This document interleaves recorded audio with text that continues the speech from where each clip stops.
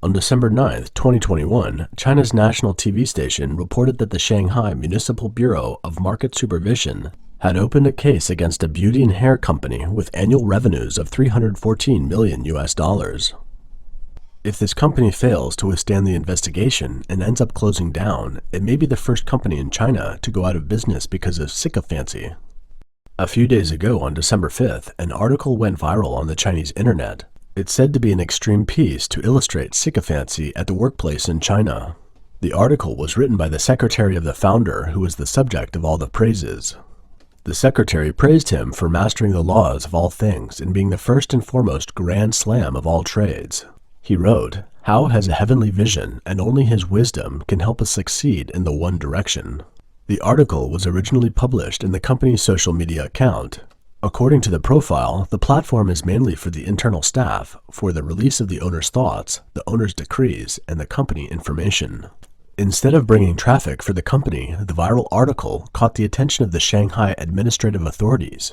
Chinese media revealed that as of December 7th, the system of the Shanghai Consumer Rights Protection Committee received 476 complaints against the company in 2021, an increase of 45% year-on-year.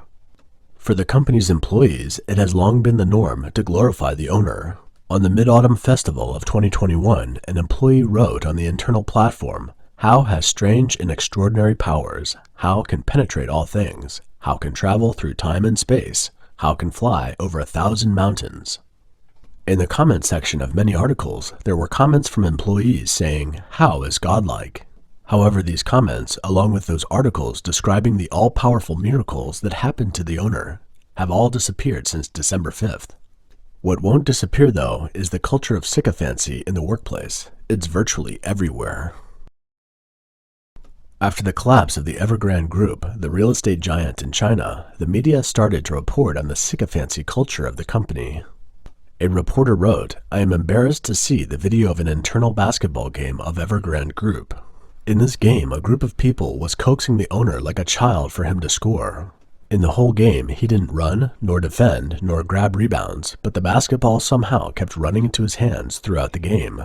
Despite there being tall opponents, the owner who didn't try hard ended up scoring nearly 70% of the points and won the title of the most valuable player."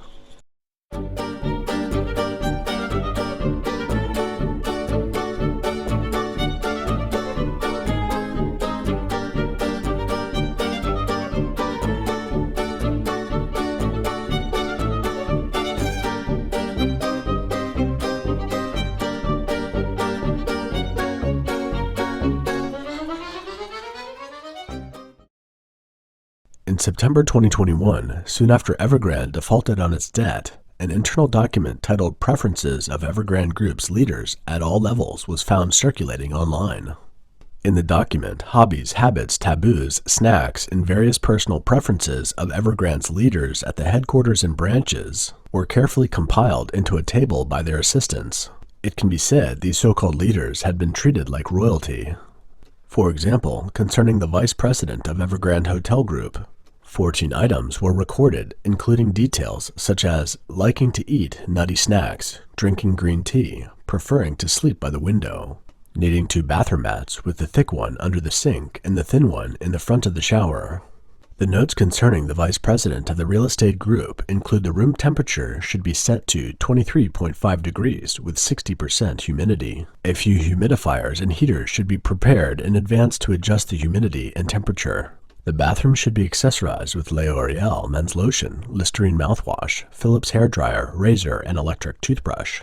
Content in the minibar needs to be replaced with half water and half Coke Zero. Fill the room with Evian water of the latest production date, etc. In Evergrande's internal publication, Xu Jiayin isn't to be addressed as president or CEO, but as chairman. For example, a headline like this: Chairman Xu Jiayin visits Jiangsu province and meets with provincial party secretary and governor. By the sound of it, doesn't the chairman rank much higher than the governor? These are snapshots of China's large and small companies and a miniature of Red China. In China's officialdom, sycophancy is an essential skill of survival. The Chinese call this behavior pai ma pi. The literal meaning is pat the horse's butt. It originated over 700 years ago during the Yuan dynasty when the Mongolians ruled China. When the Mongolians met each other with a horse, they often patted the buttocks of the other horse, felt it, and complimented the other party on what a good horse it was. After a while, people kept on saying flattering words, even if it was an inferior horse. Gradually, people described fake flattery as pai ma pi.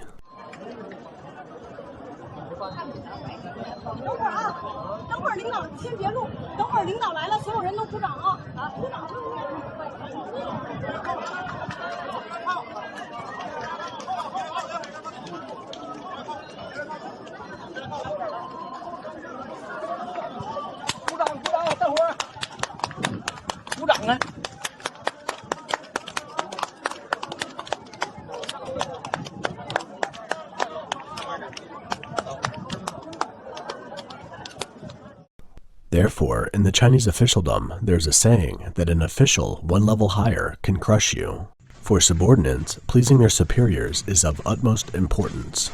No matter how small an official is, as long as he has subordinates, he is expected to hear praises and enjoy impeccable services from his subordinates.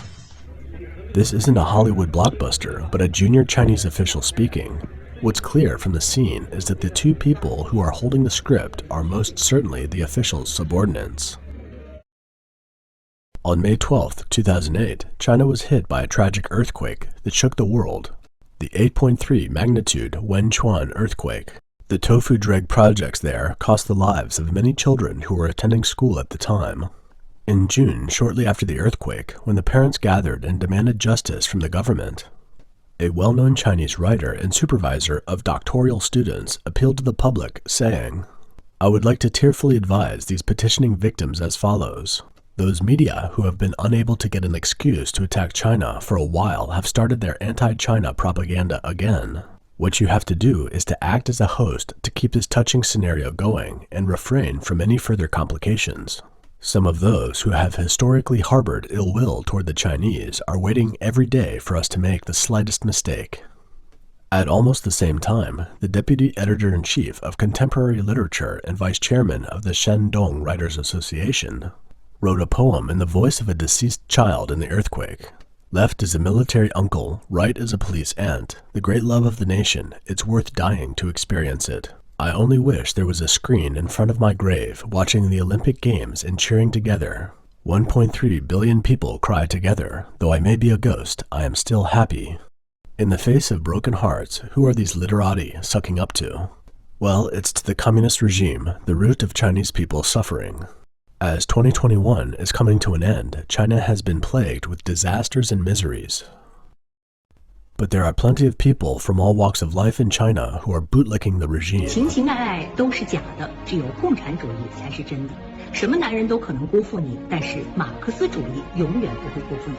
让我们放弃个人爱情，把有限的生命投入到无限的为人民服务的事业当中去。 It appears that even Chinese authorities felt that this kind of hype was a bit too much and feared it might cause public backlash. Consequently, the anchor was asked to step down. Chinese people commented, "You have to be skillful in licking boots. Don't do it improperly, and don't do it wrong." Another notable example of a man whose sycophancy backfired is the propaganda minister of Hunan province. He produced a song praising the current party leader, Xi Jinping. The song was broadcast on Hunan provincial TV in 2016 and has since gone viral. The song and related topics have got more than 10 million views in total. 我们在这个抓扶贫的时候，切忌喊大口号，也不要定一些好高骛远的目标。扶贫攻坚呢，就是要实事求是、因地制宜、分类指导、精准扶贫。你把我的事装进你心里，大家唱哦咦耶，西的你那哦咦耶。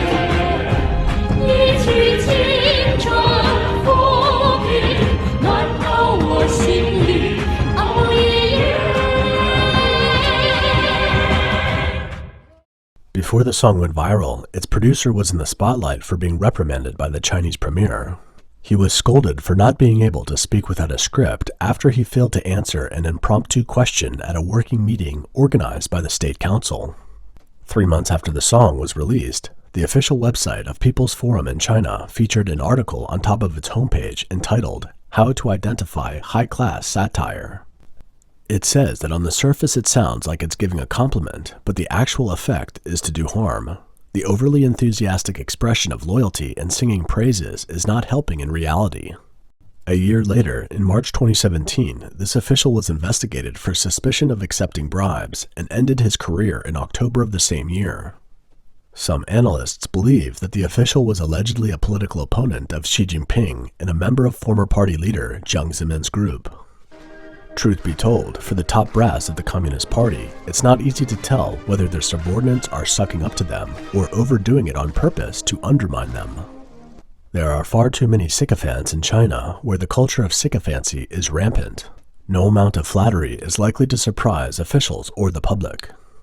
In October 2020, Xi Jinping visited a couple of local cities in Guangdong, accompanied by provincial officials. After Xi's departure, local officials made a big push to patronize him. Some parks or areas where Xi had appeared mounted photos taken during his visits, or news items about Xi's inspections were continuously broadcasted on TV stations. Even locations where Xi had stopped were paved with gold tiles. Since ancient times, sycophancy has been a shortcut to power for those who talk smart. It's an important link to the chain of officialdom, fame, and profit, yet it's not mainstream traditional Chinese culture. The Confucian classics write, "Those who speak cleverly and try to look pleasing to others are seldom benevolent people." In the Qing dynasty, there was a book for educating children which summarized some rules of behavior for children based on teachings from Confucianism. These include, where words are spoken, be honest first. Lies and delusion are not acceptable. It's better to speak little than a lot. Do not be deceitful. It's a pity that after 70 years of communist rule, these traditional teachings have been forgotten by modern Chinese. Or perhaps the Chinese people now find that those traditional qualities are no longer relevant in this peculiar country.